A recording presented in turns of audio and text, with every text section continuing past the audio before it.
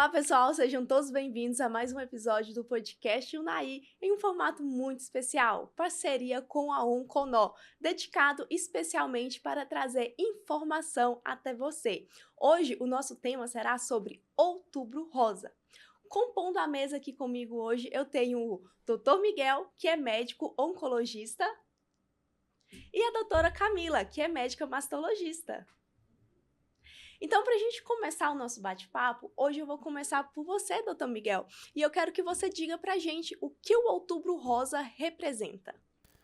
Olha, em primeiro lugar, boa tarde, Rayane, boa tarde, Camila. Um prazer imenso estar aqui novamente, trazendo informação de qualidade aí para quem assiste aí o podcast Unai. E estamos num mês muito importante, mês de outubro, pela campanha Outubro Rosa, e que tem uma representação muito importante, né? O que Outubro Rosa representa? Representa diagnóstico precoce. Representa conscientização sobre o câncer de mama, que é uma doença, infelizmente, muito comum, muito incidente e que nós temos medidas eficazes de prevenção. Porém, para prevenir, não basta somente ter essas medidas. Tem que ter o querer por parte da pessoa, por parte da mulher, de buscar atendimento médico, de buscar fazer os exames rotineiramente, como manda o protocolo, e com isso diagnosticar mais precocemente casos de câncer de mama e impactar assim com a cura. Doutor, eu vou te convidar para se apresentar para a gente e em seguida eu gostaria também que você me respondesse uma dúvida que eu tenho sobre os fatores que mais pesam sobre o desenvolvimento do câncer de mama. Meu nome é Camila, sou médica mastologista. É um prazer enorme estar aqui novamente no podcast, a convite do Dr. Miguel, da Onconó. Adentrando a sua pergunta, com relação aos fatores de risco ao câncer de mama, a gente leva em conta o principal fator, que é o fator genético, né?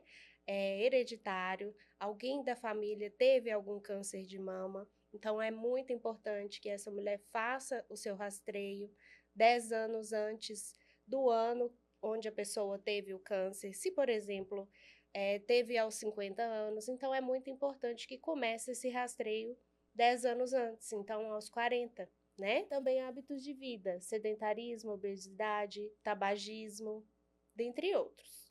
Doutora, você falou aí, eu não sabia dessa informação. Por exemplo, se alguém da minha família teve câncer de mama aos 50 anos, então eu aos 40 deveria fazer começar o seu rastreio. O rastreio. Uhum. Ah, não sabia dessa informação. Eu não sabia mesmo. E isso é muito importante, Rayane, porque não é só você que não sabe. A maioria das pessoas não sabem, né? Porque o Outubro Rosa está aí. É um mês de conscientização que a doença existe, merece cuidado, merece atenção, merece prevenção e o rastreio faz parte da prevenção.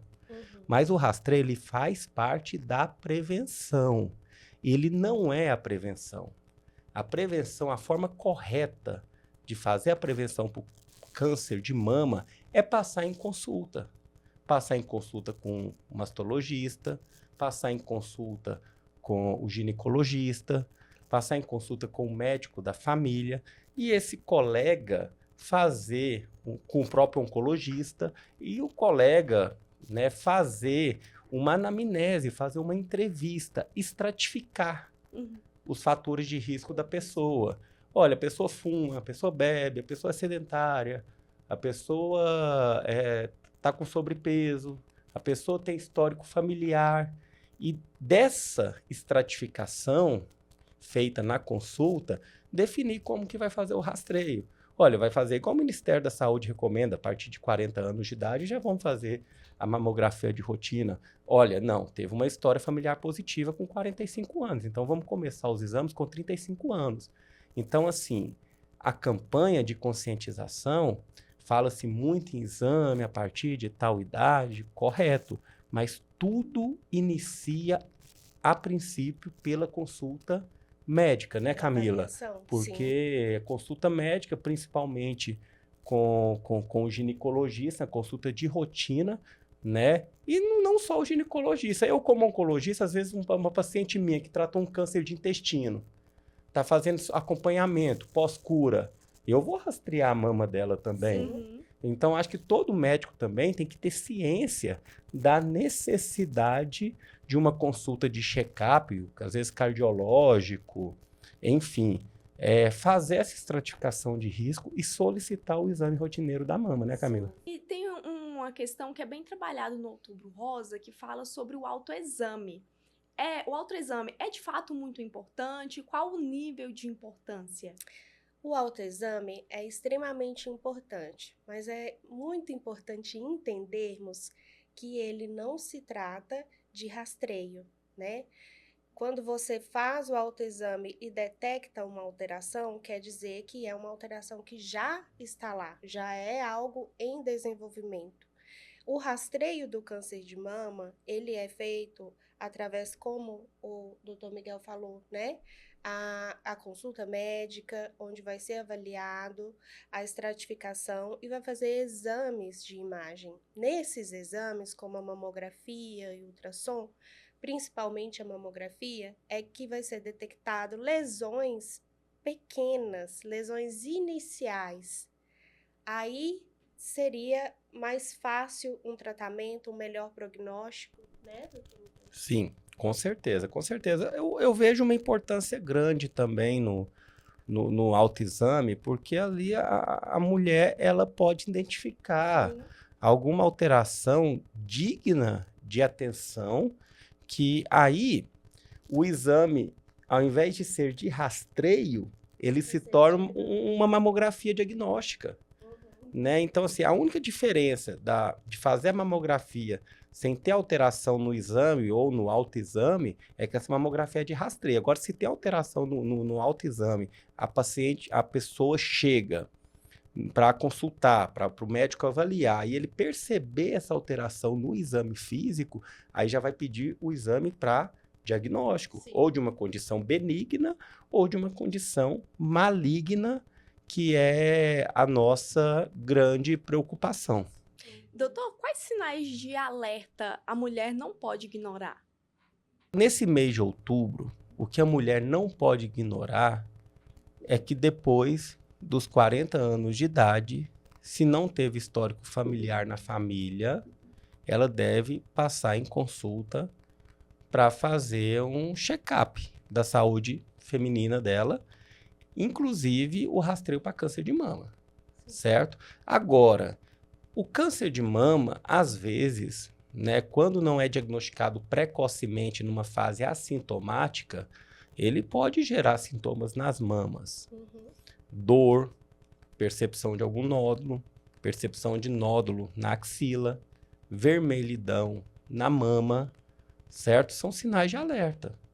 Né, Camila? Eu acho que toda mastalgia, que a gente fala o termo técnico, que significa dor na mama, merece uma atenção e uma avaliação médica, principalmente do mastologista. Então, o nódulo na axila também pode ser um sinal de alerta. Também pode ser um sinal de alerta que pode estar representando aí um câncer de mama. Então, assim, é importante a pessoa ter ciência dessa necessidade, após os 40 anos, de passar em consulta médica para rastreio de câncer de mama e também ter ciência de se autoexaminar. Se examinar e qualquer alteração, buscar auxílio médico, porque, reforço, né? Já tratei vários cânceres de mama, Camila já tratou vários cânceres de mama, a gente sabe, a literatura é clara em relação a isso, mas a gente sabe na prática também, quanto menor o tumor, quanto mais precocemente descoberto, maior a chance de cura. Então, temos que ter atenção, porque, infelizmente, a incidência vem aumentando, né, Camila? E por isso a Sociedade Brasileira de Mastologia recomenda que a mamografia ela seja feita anualmente, né? Antes dessa determinação do Ministério da Saúde, que agora passou a ser aos 40 anos, antes era aos 50, a Sociedade Brasileira de Mastologia já recomendava que se começasse aos 40 anos e anualmente. Tá? Agora, eu quero trazer aqui até um tema que muitas pacientes me questionam no consultório. Eu acho que a Camila também já ouviu falar isso um tanto de vezes, né, Rayane? Que eu acho importante a gente trazer aqui é que, doutor, eu não vou fazer mamografia não, porque a irradiação da mamografia vai aumentar o risco de eu ter um câncer lá na frente. Pessoal, isso daí é uma informação um tanto perigosa. Sim. Um tanto perigosa. Uma má informação que pode estar trazendo, é sujeito trazer, melhor dizendo, um risco de vida para a pessoa. Porque, gente, a irradiação emitida pela mamografia, feita conforme recomendado de rastreio, ela é segura. Ela não aumenta o risco de ter câncer de mama. Ela aumenta o risco do que a gente quer, diagnóstico precoce. Sim. Ninguém escolhe ter esse diagnóstico, mas se for ter, que seja descoberto precocemente e curado. Então, gente, eu vou querer que a Camila fala também, né? Traga a experiência dela, mas o recado que eu dou é que se você tem essa percepção, acha isso, né? Você acha que a mamografia traz um risco maior de ter câncer de mama, isso não existe. Não deixe de fazer a mamografia por causa de, que a gente chama, conversa do povo, sem cunho científico, sem comprovação científica. Certo. Você colocou muito bem, né? Era isso que você imaginava mesmo? Isso que eu imaginava. Eu ia falar comum no consultório. Que é muito comum, não vou fazer mamografia todo ano, porque aumenta a chance de ter câncer. E isso a gente escuta rotineiramente, né? E o que eu tento explicar, né, para as nossas pacientes é o seguinte: o câncer de mama, ele cresce muito rápido. Em um ano, ele muda muito. Então, por isso que você tem que fazer em um ano, entende? O risco da radiação, ele é tão pequeno, tão pequeno, tão pequeno, que não compensa você esperar um possível câncer crescer ali, né? Então, é muito importante que seja feita. E além disso, eu também escuto muito, às vezes, uma paciente que tem necessidade de fazer a biópsia, a core biopsy, e ela fala que não vai fazer porque a biópsia causa câncer. Isso é o tempo inteiro, e não só na mama. Eu que trabalho com outros tipos de câncer também, os pacientes têm pacientes, né, não são todos, que têm uma certa resistência em fazer a biópsia percutânea. Biópsia percutânea é quando a gente tem um local ali suspeito, precisa retirar material para fechar o diagnóstico e entra com a agulha pela pele, sob anestesia local. E as pessoas, criou-se um mito, né, uma inverdade, que se eu agulhar aquela lesão, o câncer vai se espalhar. Então, muita gente tem essa resistência. E até que vai virar um câncer, né? E até que vai virar um câncer, se não for. Mas como assim, gente? Baseado na conversa, baseado na conversa popular, mito popular. Uma pessoa vem mesmo da mamografia, né? Às vezes uma pessoa que nem é especialista lança um vídeo no YouTube falando bonito sobre o tema, e a pessoa já capta. O paciente já me mandou vídeo de uma pessoa que nem é especialista nisso, falando essa inverdade, aí vai, um fala com o outro, comenta com o outro, e isso atrapalha muito a prática médica. Eu acho que as informações, elas têm que ser dadas com uma certa seriedade e com certo nível de evidência, né, Camila? Tem o medo, né? A pessoa já tá com medo. E aí ela vê uma notícia dessa, uma orientação errada dessa. Então vai potencializando vai virando uma bola de neve, né? E eu, assim como da mamografia, eu tento explicar que no caso, igual o Miguel falou, às vezes eles falam, tem um tumor e se eu for fazer a biópsia vai aumentar esse tumor. Mas é a única forma de saber se realmente ele é maligno, né? Isso não vai acontecer. E a pessoa não tem que pensar nisso. A forma que tem da gente saber é agulhando né? E tirando o material para o patologista poder avaliar.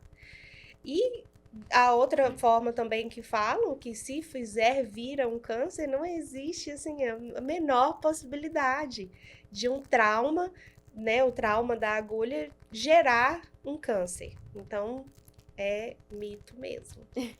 Apesar de todos esses mitos, doutora, no consultório, você tem percebido que as pessoas têm se tornado mais conscientes sobre a necessidade desse diagnóstico precoce? Sim, eu tenho percebido. Principalmente pacientes que tiveram casos na família, elas estão sendo muito bem orientadas, né? Elas estão procurando atendimento, estão procurando um acompanhamento bem precoce, até menos que 10 anos elas têm procurado, mas ainda precisa de muita conscientização. Uhum. Agora, um fato curioso, pelo menos para mim, eu descobri faz pouco tempo, doutor Miguel, homens também têm câncer de mama, né? Homens também têm câncer de mama. É raro, mas tem. Mas tem. Certo? Não tem indicação de fazer exame de rotina, de rastreamento, igual a mulher tem. Porque não impacta, porque a gente sabe que o câncer de mama no homem ele é de fácil detecção. Ele vai perceber um nódulo ali muito mais fácil do que a mulher no autoexame. Geralmente é um tumor mais doloroso também, que leva ele a procurar um atendimento médico. Eu, como oncologista, trabalhando só com oncologia nos derradeiros aí, podemos dizer, 7 anos, eu tive só 2 casos. Só 2 casos? Só 2 casos. Então, assim, mulheres, né, eu tenho vários casos em tratamento nesse momento e já tive vários casos também. Então, assim, por isso que não indica o rastreio. Mas existe e tem que ser tratado tão bem quanto o câncer de mama na mulher. E puxando um gancho também no que a doutora Camila falou a respeito desse rastreamento, dessa questão da biópsia, também a gente vê, né, Camila, que os exames radiológicos mamários melhoraram muito a qualidade. Hoje, o volume de biópsia que é feito, ele é menor do que era antigamente, pelo próprio advento da ressonância da mama, né? Porque às vezes passa ali o ultrassom, faz o ultrassom, a mamografia, vê um nódulo ali BIRADS 4, que antes já indicaria a biópsia já de imediato. Às vezes, com a ressonância, dependendo do formato desse nódulo, o mastologista quer avaliar melhor essa lesão antes de biopsiar. A ressonância pode tirar essa mulher da biópsia, né? Pode, digamos assim, fazer um downstage aí dessa classificação radiológica e fazer uma biópsia mais consciente ou retirar a mulher da biópsia, né? Sim, hoje evoluiu demais, tanto as imagens da mamografia, né? A gente consegue ter imagens melhores. A gente tem disponível a mamografia, o ultrassom de mamas, a ressonância, a mamografia com contraste, que é uma excelente opção também, né? Ainda com pouco acesso, né? Só em grandes centros, mas uma excelente forma de estar avaliando esses nódulos também. Lembrando assim da questão do rastreio, as microcalcificações, que são aquelas lesões iniciais do câncer de mama, microcalcificações mínimas a gente já consegue detectar na mamografia com a qualidade da imagem que a gente tem hoje em dia, né? Não é a realidade de todos os locais, mas tem evoluído bastante. Certo. Doutor, e sobre a taxa de mortalidade no câncer de mama? É alto? É alto.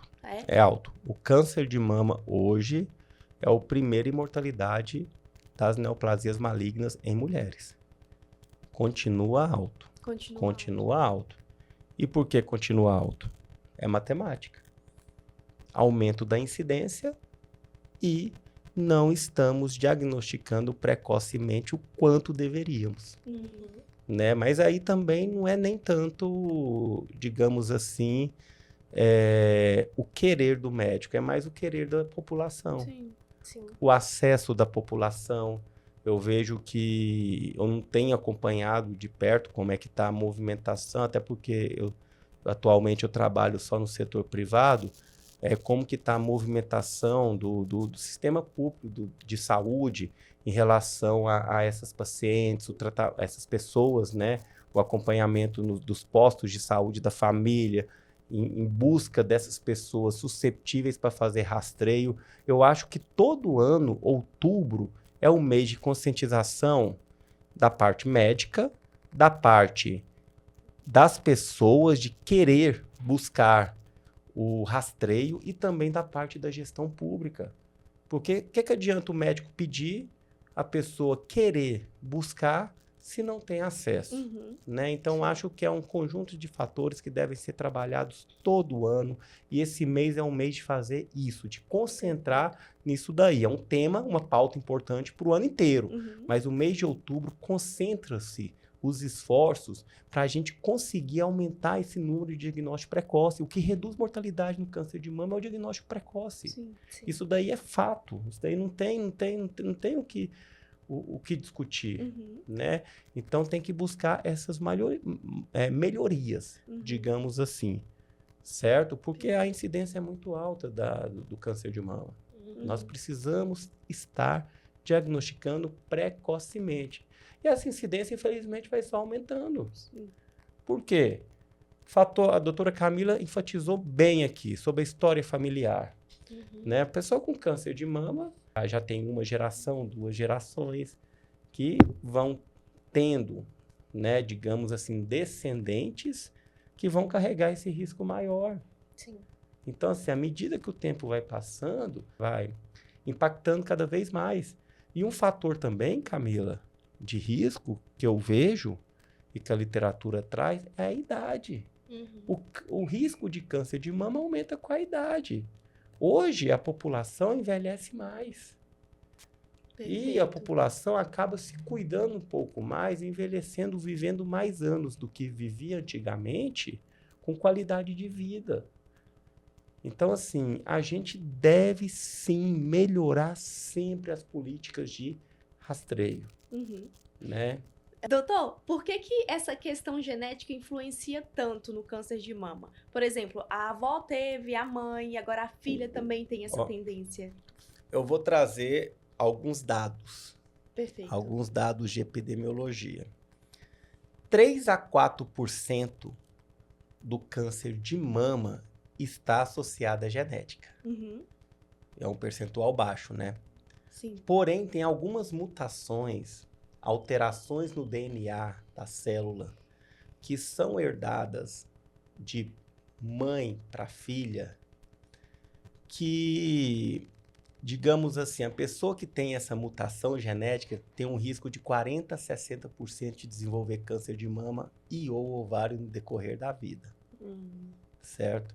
No meu consultório hoje, eu tenho 3 pacientes com mutação de BRCA, que é a principal mutação relacionada ao câncer de mama, certo? Um caso que ficou bem famoso foi da Angelina Jolie, né? Que a mãe dela teve câncer de mama, tinha a mutação BRCA, ela testou, ela nasceu com a mutação BRCA e ela fez uma cirurgia redutora de risco, tirou as 2 mamas, retirou os ovários. Para quem carrega essa mutação, tem-se um risco de 40% a 60% de desenvolver as doenças no decorrer da vida. É um risco alto, né? Então, assim, a relação genética ela é muito forte, mas, assim, é um percentual baixo de câncer de mama relacionado à genética, mas quem tem essa alteração genética tem um risco alto de ter. E com o envelhecimento da população, as novas gerações vindo, né, Camila? Você concorda comigo que dado aí de câncer de mama relacionado à genética não vai aumentar? Vai. Com o decorrer? Por isso que hoje a gente tem protocolos. Quem tem mutação de gene BRCA pode discutir com o mastologista a cirurgia redutora de risco. Então, assim, quem tem histórico familiar tem que buscar mesmo a consulta médica. Hoje, para você ter ideia, é um teste que se faz ou da saliva ou do sangue, que é de fácil acesso. Inclusive, os laboratórios, se vier positivo, dão um teste gratuito para 8 familiares da pessoa. Então, deve buscar mesmo. Quem tem histórico familiar, aproveitar esse Outubro Rosa para se ligar e buscar o consultório da doutora Camila, buscar o meu consultório ou de algum colega ginecologista, para falar desse histórico familiar e fazer o que tem que ser feito, a investigação que tem que ser feita. Doutora, agora vamos falar diretamente para pessoas leigas que querem buscar o tratamento. Qual o primeiro passo? Vamos lá, uma mulher de 40 anos que nunca fez nenhum exame preventivo, né? De rastreio. Qual que é o primeiro passo que ela precisa fazer? Primeira coisa. E a partir daí, o que deve ser feito sequencialmente? A primeira coisa que essa mulher deve fazer, assim como todas as mulheres, né, antes dos 40 aí, nessa faixa etária, é estar procurando um atendimento médico. Não precisa ser um atendimento médico especializado. Pode ser um clínico. Pode ser o médico do postinho, né, como dizem. Pode estar procurando esse tipo de atendimento, onde lá ela vai ser feita uma anamnese, vai colher os dados dela, vai estratificar os riscos dela para outras doenças também, né? Não só o câncer de mama. E se ela tiver 40 anos, vai ser solicitado a mamografia para ela, entende? Começa com a mamografia e o exame físico. Mamografia alterada, pode ser que seja necessário um complemento com ultrassom, e por aí vai. Então, o primeiro passo é procurar o médico e falar mesmo que o objetivo ali na consulta. Sim. A partir daí vai ser guiado. Procurar um atendimento para fazer um check-up, né? Vamos dizer assim. Um check-up anual que deve ser feito. Perfeito. Doutor, e agora vamos associar a questão do estilo de vida ao câncer de mama. O que o senhor tem para dizer para nós em relação? Olha, em relação ao estilo de vida, né?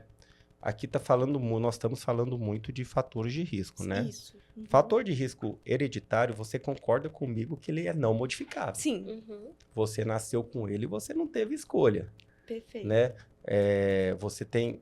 Se você tem um fator, um histórico familiar positivo para câncer de mama, buscou auxílio, vai fazer o exame, se for positivo, você tem esse fator de risco e você vai discutir com o seu médico fazer ou não a cirurgia redutora de risco. É, né? Um fator não modificável, você nasceu com ele.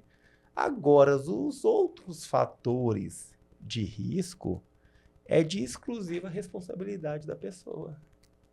Que é o quê? Tabagismo, né? Se a pessoa fumar, ela tem mais risco de ter câncer de mama. Se ela não fumar, ela não vai ter esse aumento de risco. Uma dieta muito inflamatória, né? O que é dieta muito inflamatória? Pouca fibra, muita carne vermelha e muito alimento industrializado.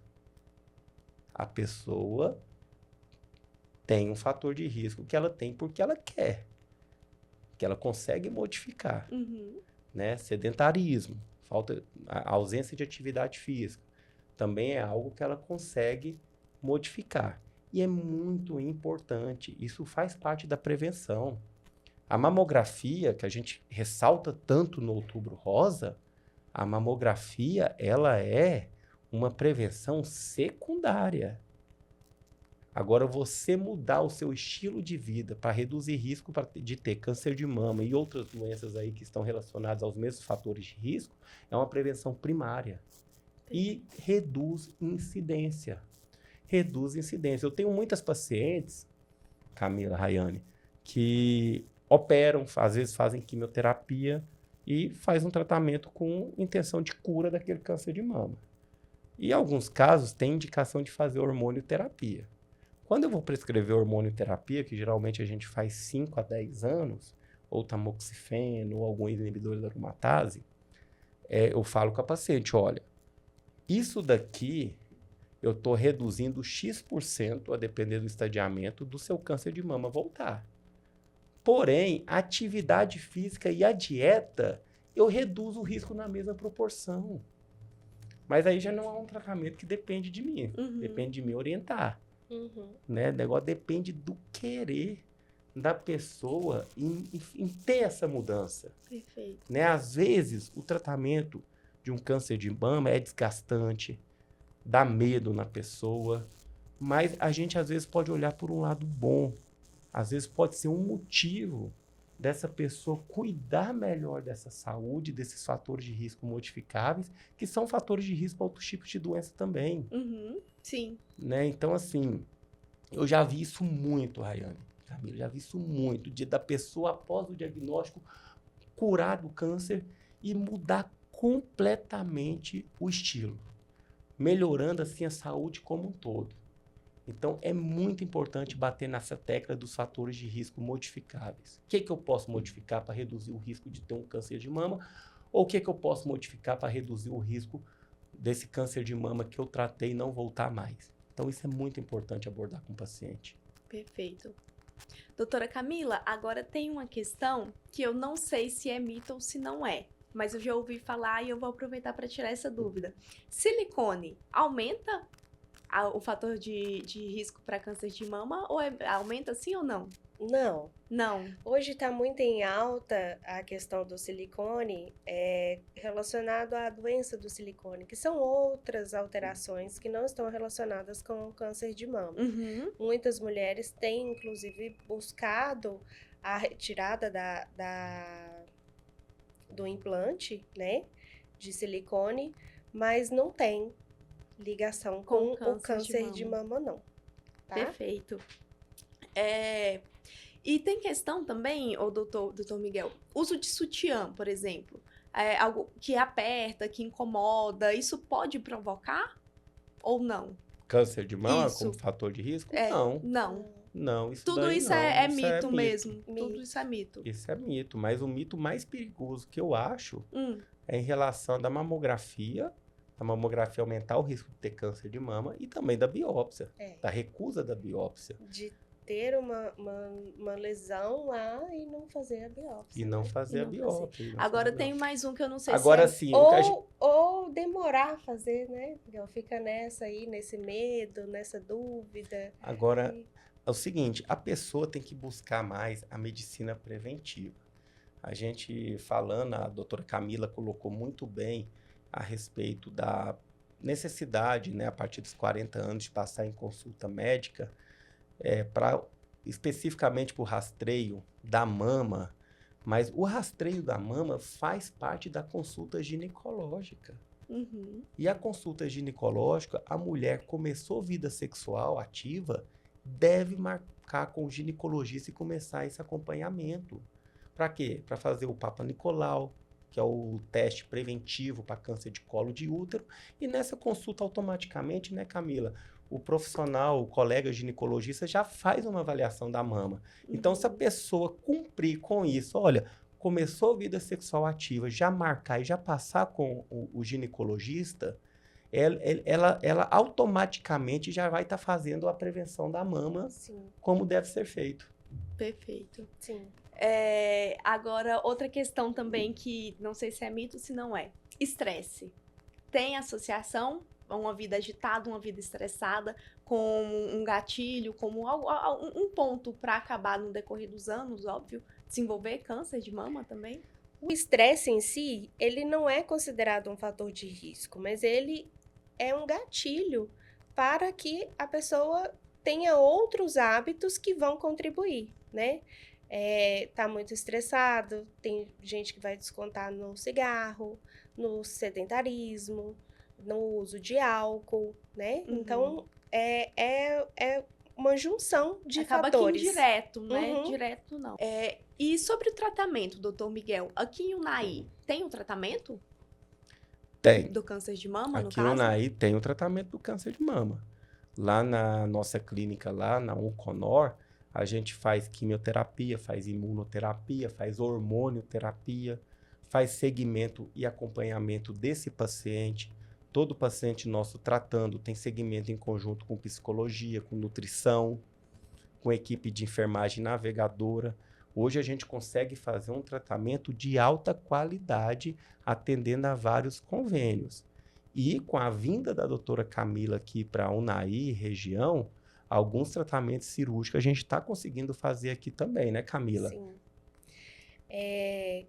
O câncer de mama, o tratamento do câncer de mama, ele vai ser com uma equipe multidisciplinar, né?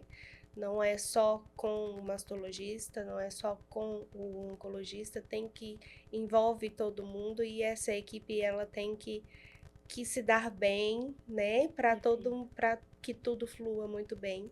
Graças a Deus aqui em Unai a gente tem tudo funcionando muito bem, né? Miguel tem todo o tratamento oncológico e quando indicado o caso cirúrgico, nós conseguimos fazer lá no Hospital Santa Helena.